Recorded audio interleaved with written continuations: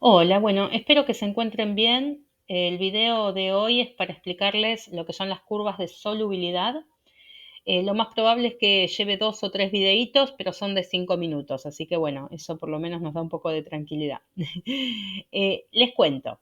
Nosotros en las curvas de solubilidad, primero que son representaciones gráficas que nos van a explicar a nosotros o nos van a dar datos sobre la cantidad de soluto, es decir, los gramos de soluto que van a ser disueltos cada 100 gramos de agua a una temperatura determinada.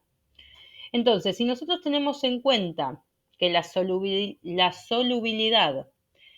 de un soluto va a depender exclusivamente de varias cosas. Primero, la naturaleza del soluto, la naturaleza del solvente en donde esté ese soluto y la temperatura a la que se encuentra esa solución.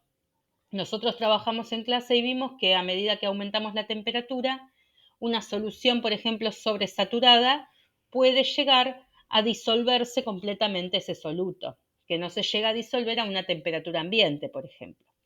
Entonces, en este caso nosotros vamos a trabajar con estos gráficos que nos van a dar información. Para eso tenemos que saber cómo está compuesta la gráfica. Para eso nosotros miremos acá, tenemos por un lado el eje X, que es el que está acá abajo.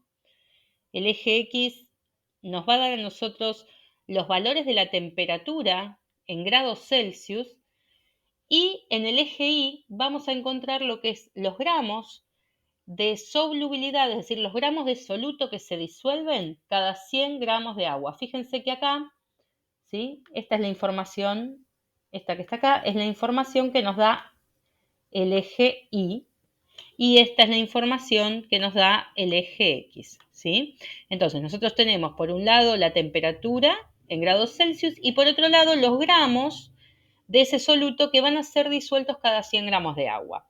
Ahora, esa es la información, pero nosotros acá vemos que hay distintas gráficas. Ejemplo, nosotros tenemos acá esta sustancia que está acá. Uy, bueno, no sé qué usé ahí. Perdón. Vamos a acá.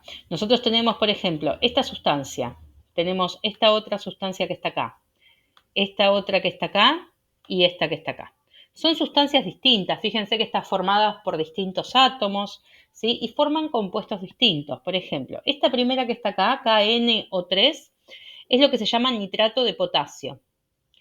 La que está abajo, KCl, es cloruro de potasio. La que está graficada con la línea roja es el cloruro de sodio y la que está graficada con una línea negra es el cromato de calcio. Son distintas sustancias. Como son distintas sustancias y dijimos que la solubilidad depende de la naturaleza de esas sustancias, bueno, acá tenemos 4 sustancias distintas y podemos ver que la gráfica es totalmente distinta. ¿Cómo nosotros vamos a leer estas gráficas? Es fácil. Primero lo que tenemos que pensar es que una gráfica son puntos, una línea, una recta son sucesivos puntos, ¿sí?